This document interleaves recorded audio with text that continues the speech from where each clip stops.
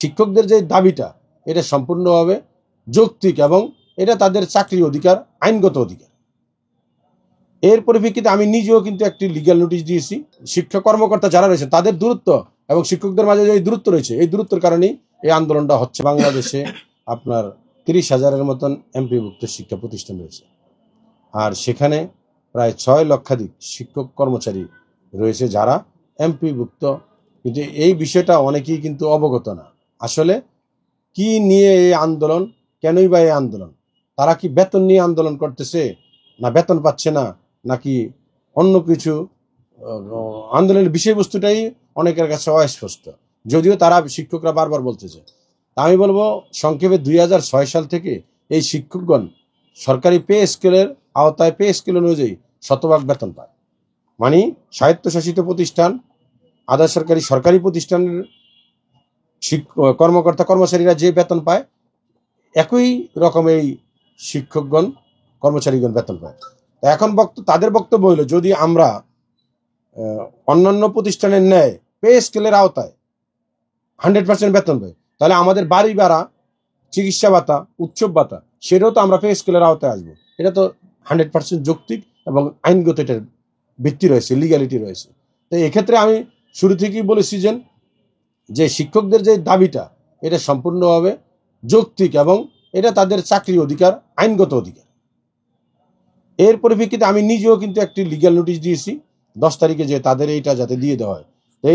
ওই 5ই আগস্ট বিশ্ব শিক্ষক দিবস যেদিন গেল, সেদিন একটি প্রজ্ঞাপন দেওয়া হলো 500 টাকা বৃদ্ধি করে। ওদের স্বপ্ন পূরণে পাশে থাকতে পেরে আমরা গর্বিত।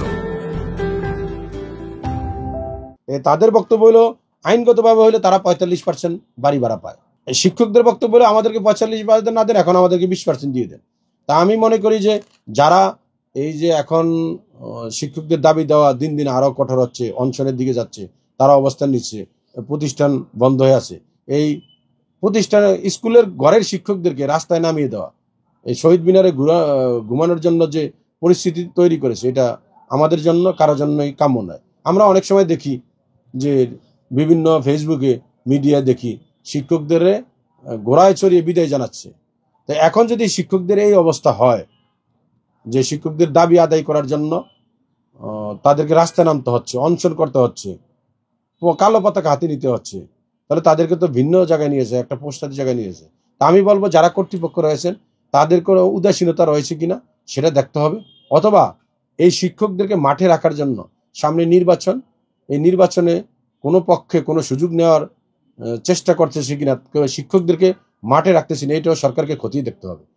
আর সবকিছুই যদি চলে, তাহলে শিক্ষকদেরকে এরকম না রেখে আশ্বাস দিয়ে আলোচনার মাধ্যমে এটা নিষ্পত্তি করা যায়। তা আমি মনে করব দ্রুত সময়ের ভিতরে শিক্ষকদেরকে আলোচনার মাধ্যমে তাদের যে সমস্যা, এটা দূর করার চেষ্টা করতে হবে। আর যদি যেটা একেবারে সম্ভব না, অর্থনৈতিক অসুবিধার কারণে, সেটাও তাদের সাথে খোলামেলা আলোচনা করতে হবে, যাতে কোনো দূরত্ব না থাকে।